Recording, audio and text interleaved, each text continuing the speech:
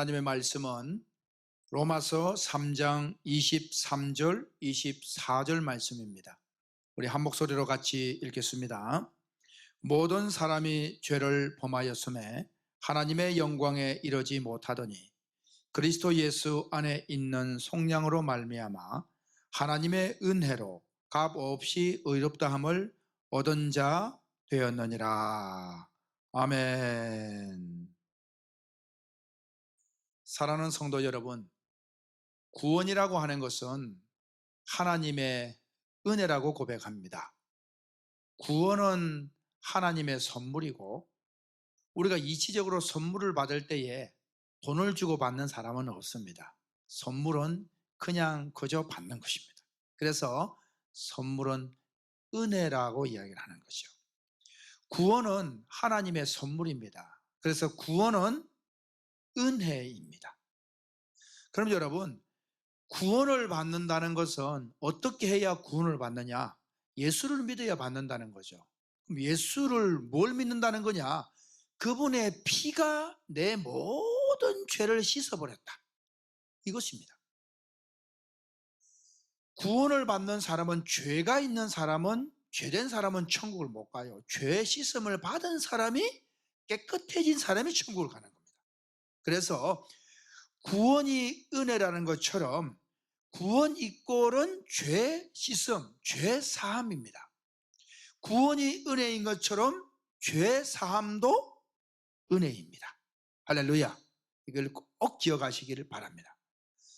은혜 중에 은혜, 우리 인생 가운데 은혜 중에 은혜가 구원인 것처럼 은혜 중에 은혜가 죄 사함인 것입니다.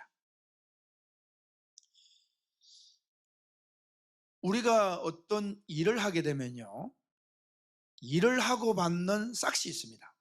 품삯을 받죠. 일을 하고 받는 싹을 은혜라고 말하지 않습니다. 그것은 보수다라고 이야기합니다. 내가 보수를 받았다, 싹을 받은 거죠. 그런데 일을 하지 않았는데도 뭐가 주어졌어요. 그것은 보수가 아닙니다. 그것은 바로 은혜다라고 이야기하는 거예요. 예를 들어 제가 어떤 회사에 가서 한 달 일을 했습니다. 그랬더니만 100만 원 받았어요. 그러면 그게 은혜입니까? 보수입니까? 보수입니다. 한 달 일을 했어요, 열심히. 그래서 그 회사에서 1000만 원을 줬어요, 한 달에. 은혜입니까? 보수입니까? 보수입니다. 또 한 달 일을 하라고 불러서 일을 했는데, 한 달 일했는데 1억을 받았어요. 은혜입니까? 보수입니까? 보수입니다. 한 달 일을 했는데 10억을 받았어. 은혜입니까? 보수입니까? 이렇게 물으니까 10억쯤 되니까 보수였다가 은혜가 아닌가 이렇게 가는 사람도 있어요. 액수가 많아지니까. 여러분, 하루 한 달이 아니라 하루 일을 해서 10억 버는 사람 세상에 있겠습니까? 없겠습니까? 있습니다. 우리 같은 수준이 아니고요, 정말 하루 그냥 일하는데 10억 이상 버는 사람 세상에 많습니다. 여러분, 돈의 가치가 다른 거예요 벌써. 그래서 무슨 말씀 드리냐면, 액수가 많든 적든 내가 수고하고 일을 해서 대가를 지불하고 받는 것은 은혜가 아니라 보수다라고 이야기하는 거죠. 그런데 내가 일을 하지 않았는데도 누군가가 나에게 10,000원을 줬다, 그럼 보수요, 은혜요? 은혜입니다. 100원을 줬다, 보수요, 은혜요? 그것도 은혜입니다. 10원을 줬다, 그것도 뭡니까? 그것도 은혜예요. 내가 한 게 아무도 없거든요. 여러분, 구원이라고 하는 것이 그렇습니다. 그리고 죄 사함이라고 하는 것이 그런 것입니다. 구원과 죄 사함은 우리가 한 것이 하나도 있다 없다? 없다라는 거예요. 그래야 은혜로 고백되는 거예요. 우리가 구원을 받음에 있어서 내가 뭔가를 했다라고 주장한다거나 죄 사함에 대해서 내가 뭔가를 했다라고 주장하는 순간 그것은 은혜가 되지 않는 겁니다. 더 이상 은혜가 아닌 거예요.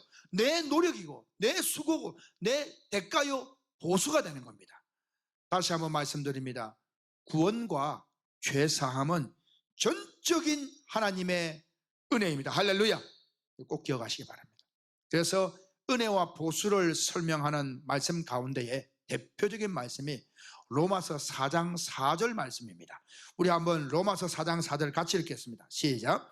일하는 자에게는 그 삭시 은혜로 여겨지지 아니하고 보수로 여겨지거니와. 아멘. 자, 일하는 자에게 그 삭은 은혜가 아니고 보수라는 거예요. 그렇죠? 그러면 은혜는 뭡니까? 일하지 않고 받는 것이 은혜라는 거예요. 제가 서두에 설명한 은혜와 보수의 차이입니다. 내 노력이 들어가면 보수고, 내 노력이 전혀 없을 때 은혜다. 구원과 죄 사함은 내 노력이 전혀 들어갈 수가 없다라는 사실 꼭 기억하시기를 예수 그리스도의 이름으로 축원합니다. 그런데 여러분, 오늘날의 그리스도인들이 보수와 은혜를 구분을 못하는 거예요. 왜? 강단에서 정확하게 설명을 안 해주는 거예요. 왔다 갔다 하는 거예요. 예를 들어 이런 예를 듭니다. 목사님, 죄 씻음이 은혜는 은혜라고 분명히 맞는데 저는 그거 이렇게 배웠어요. 아니 그래도 우리 예수 믿으면서 원죄는 사함받고 지금까지 죄는 사함받았지만 우리가 앞으로 짓는 죄들은 목욕한 자에게는 발밖에 씻을 것이 없다는데 날마다 자기 죄를 날마다 깨끗이 씻어야 고백해야 낱낱이 고백해야 용서받지 않습니까? 발을 씻으라고 했지 않습니까? 그렇게 말하는 분들이 많습니다. 여러분, 발 씻는 거 세족식, 그거 요한복음 13장 이야기거든요. 요한복음 13장에서 이렇게 기록을 하고 있습니다. 13장 14절로 16절인데 우리 같이 한번 읽겠습니다. 14절 시작. 내가 주와 또 선생이 되어 너희 발을 씻었으니 너희도 서로 발을 씻어주는 것이 옳으니라. 자, 자기 발을 씻는다고 되어 있어요? 서로 발을 씻어주는 거예요? 서로 발을 씻어주는 거예요. 여러분, 우리가 알고 있는 이미 목욕한 자에게는 발밖에 씻을 것이 없다. 베드로가 주님, 그러면 내 머리에도 감겨주고 몸을 다 씻어주세요. 이미 목욕한 자에게는 발밖에 씻을 게 없다. 그러면 세족식 하거든요. 그런데 그 세족식을 어떻게 이렇게 바꿔버렸는지, 자기 발을 씻으라는 말이 어디 있습니까?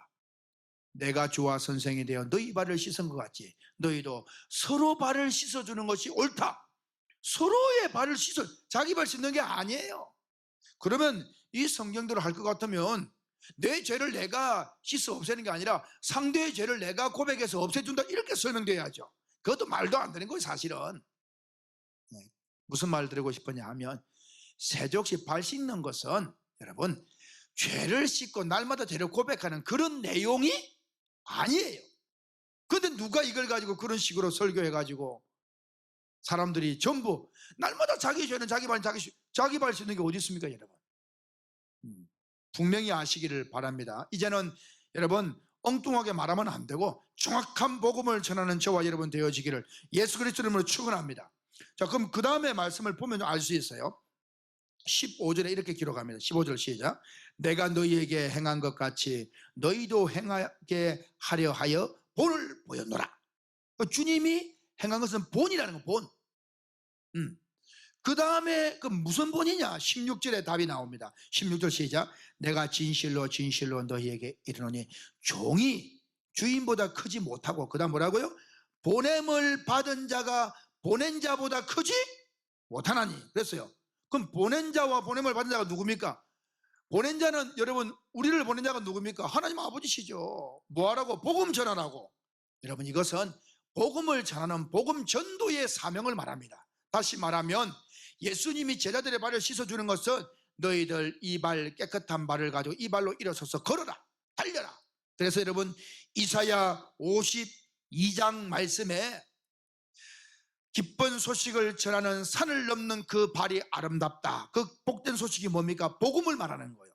복음 전도자의 발을 말합니다. 그래서 세족식은 여러분 날마다 자기 발을 씻어서 죄를 고백하는 그 내용이 아니고, 예수님께서는 제자들의 발을 씻어주는 것은 너희가 이 발을 가지고 산을 넘는 복음 전도자의 발이 되어져야 된다. 너희들도 서로의 발을 씻어줘서 복음 전도자로 삼아라. 아멘. 그 복음 전도의 사명을 말하는 것이죠. 여러분, 자기 죄를 자기가 고백하면서 죄를 씻는다고요? 그래서 오늘날의 그리스도인들이 회개 기도하면 죄 용서 받는다 이렇게 생각합니다. 날마다 자기 죄를 고백하면서 용서를 받는다. 그리고 낱낱이 고백해야 된다. 그렇게 이야기합니다. 그러면 제가 얼마 전까지 정말 이 죄를 고백하는 것 때문에 하루에 4시간씩 빠지지 않고 하루 4시간씩 죄를 고백하고 4시간씩 중보기도 하고 하루에 8시간씩 기본적으로 기도했던 사람이에요. 그렇게 배워가지고.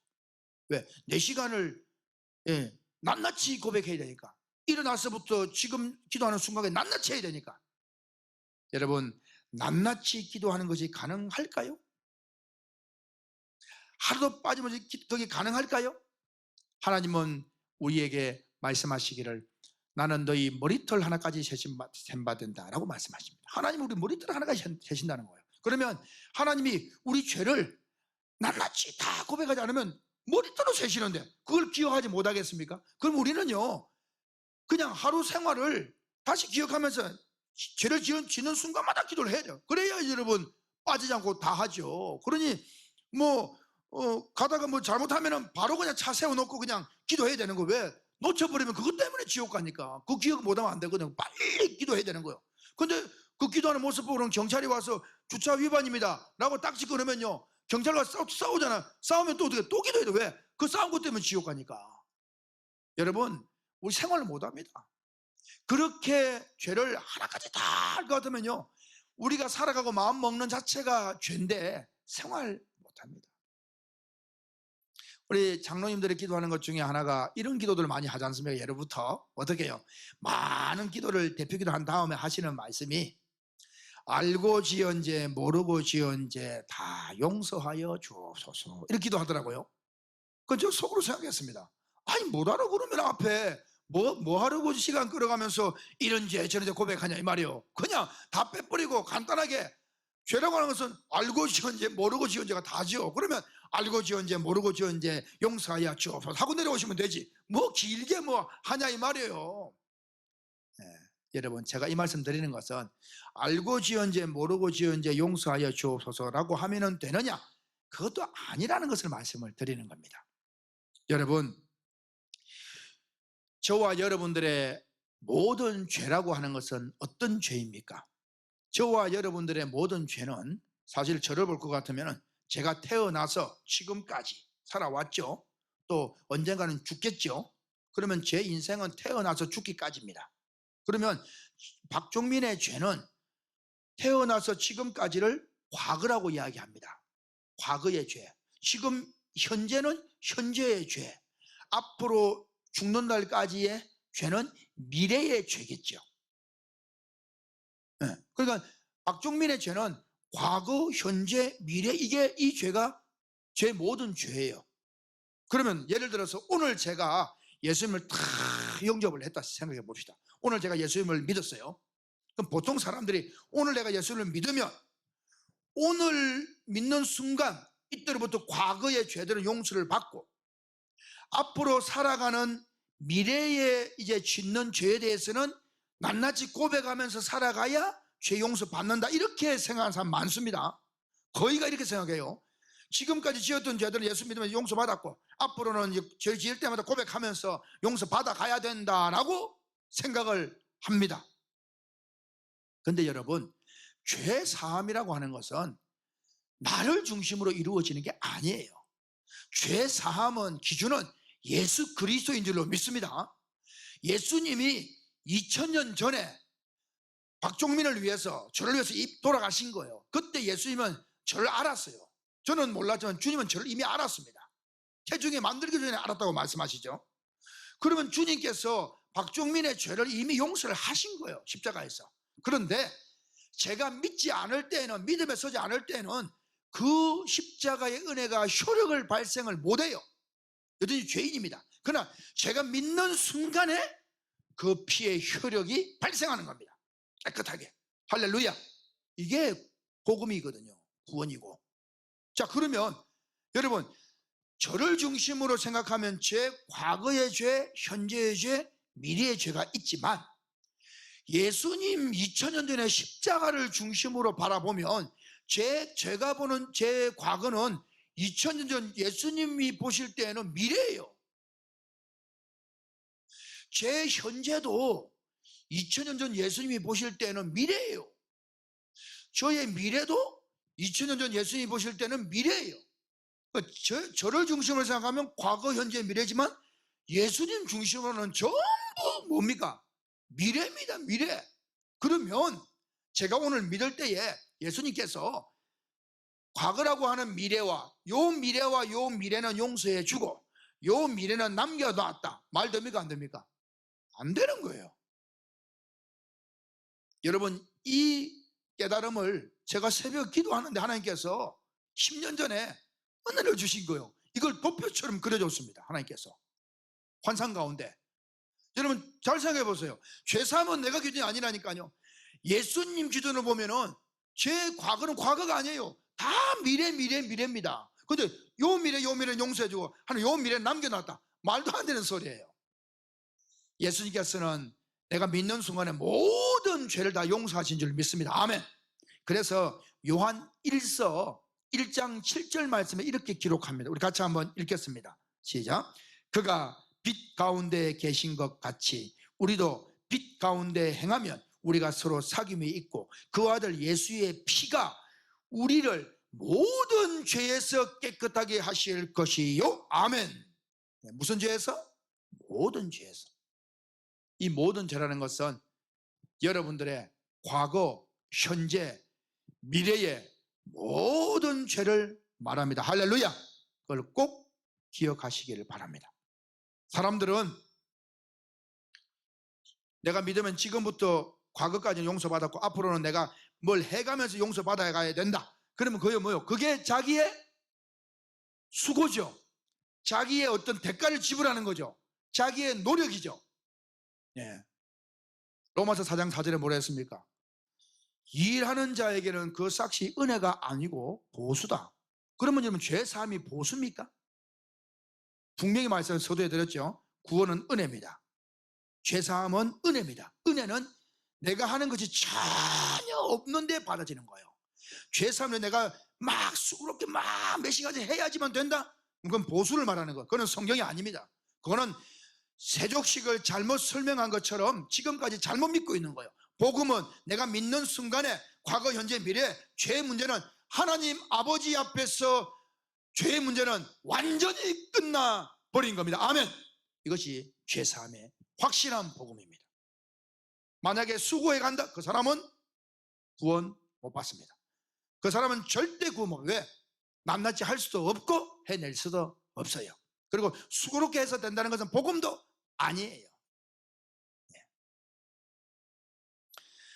성경 말씀 가운데 참 어려운 말씀이 있습니다. 그 가운데 뭐냐 하면 요한 3서 9절인데 요한 1서 3장 9절인데 우리 같이 한번 읽어보겠습니다. 하나님께로부터 난 자마다 죄를 짓지 아니하나니 이는 하나님의 씨가 그 속에 거함이요 그도 범죄하지 못하는 것은 하나님께로부터 났습니다. 자 여러분, 하나님께로부터 난 자마다 죄를 짓지 않는다. 그러면 죄를 지으면 하나님께로부터 난 자가 아니라는 거예요. 그럼 여러분들 죄를 지으면 하나님께로부터 난 자가 아니에요. 죄를 짓지 않는 자가 하나님께로부터 난 자는 죄를 짓지 않는데요. 이게 무슨 말이냐? 그러면 하나님께로부터 난 자가 있겠냐 이 말이에요. 구원받을 자가 있겠냐 이 말이에요. 없겠죠. 이 말씀을 잘 깨달았어요. 자, 그럼 이거 하는 말이 뭐냐? 이는 하나님의 씨가 그 속에 거함이라. 자, 하나님의 씨 때문에 죄를 짓지 않는다는 거예요. 그럼 하나님의 씨가 뭡니까? 베드로전서 1장 23절부터 25절 말씀에 복음이 하나님의 씨라고 말합니다. 예, 썩어질 씨로 되지 않고 썩지 아니할 씨로 거듭났다 그러죠. 그것은 복음을 말합니다. 그럼 복음의 말씀이 가슴에 있는 사람은 죄를 짓지 않는다는 거예요. 그게 무슨 말이겠습니까? 죄가 이제는 해당이 안 되는 거예요. 예수님이 다 용서해 줬기 때문에 내 과거 현재 죄가 다 용서받았기 때문에 살아가면서 이제는 죄가 하나님 아버지 앞에서 죄 자체의 개념 자체가 없어져 버린 겁니다. 아멘. 그래서 죄를 짓지 않는다라고 이야기하는 거예요. 또 더 심하게 뭐라고 말합니까? 그도 범죄하지 못하는 것은 하나님께로부터 났습니다. 범죄를 못하는 거, 왜? 복음을 믿어버렸으니까 이제는 범죄 자체가, 하나님 아버지 앞에 죄라는 개념 자체가 없어져 버린 거예요. 하나님은 우리를, 믿는 자를 죄의 개념을 보지 않는다는 겁니다. 예수님으로 말미암아 그 개념 자체가 끝나버린 거예요. 아멘. 그게 복음입니다, 여러분. 얼마나 감사합니까? 사람들은 그럽니다. 목사님, 참 그 말씀 감사하고 예수님 십자가로 말미암아 모든 죄 사함 받은 거 감사합니다. 그런데 제가 살아가면서 그 말을 믿기는 해도 자꾸 양심에 찔리는 게 있어요. 양심의 가책을 받습니다. 그건 왜 그런가요? 여러분, 여러분들의 마음을 믿지 마세요. 비행기 조종사가 비행을 할 때 하늘과 바다가 색깔이 비슷해서 이렇게 뒤집어지면서 전복을 하는 사고가 많대요. 왜? 바다를 하늘인 줄 알고 내려가다가 그냥 바다에 비행기가 처박히는 거예요. 그러고는 이제 사고를 당하는 거예요. 그래서 비행기 조종사가 항상 하는 말이, 너의 느낌을 의지하지 마라. 계기판을 의지해라. 계기판을 보면서 달려야 되는 것이지, 날아야 되지, 네 느낌을 의지하지 말라는 겁니다. 여러분, 신앙생활을 여러분 감정과 느낌에 의지하지 마세요. 내가 눈물을 흘렸다고 은혜 받았다 느낌에 의지하지 마세요. 여러분들 마음에 죄가 없어지지 않은 것 같고 뭐가 좀 찜찜하고 그래요? 느낌에 의지하지 마세요. 그럼 뭘 의지합니까? 계기판을 의지하죠. 다시 말하면 계기판은 성경인 줄로 믿습니다. 성경을 의지하세요.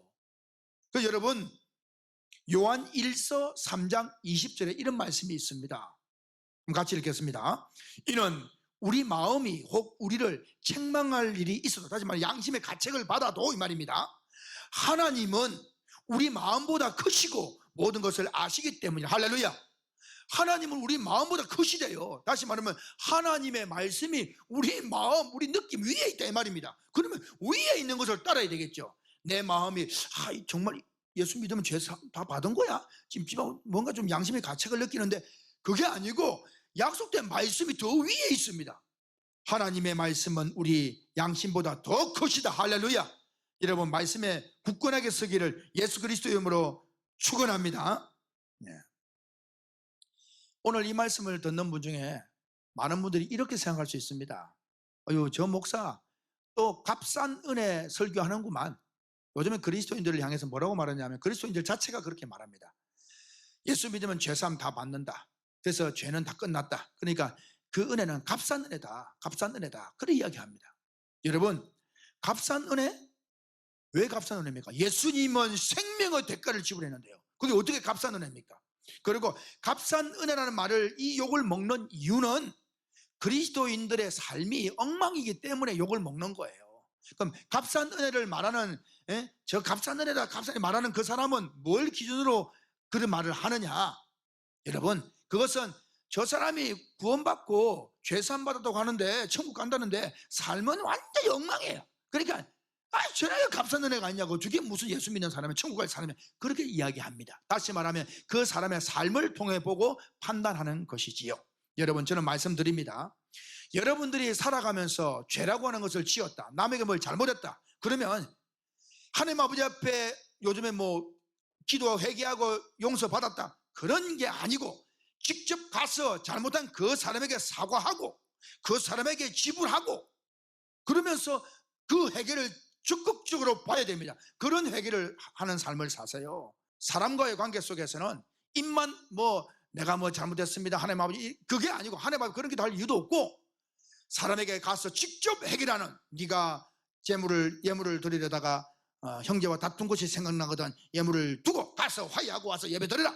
적극적인 그러한 회개의 삶, 그것이 필요한 것입니다. 오늘 저는 죄 사함을 말씀을 드렸습니다. 여러분, 육과 영을 분명히 구분하십시오. 우리의 죄 사함은 하나님의 은혜 중에 은혜입니다.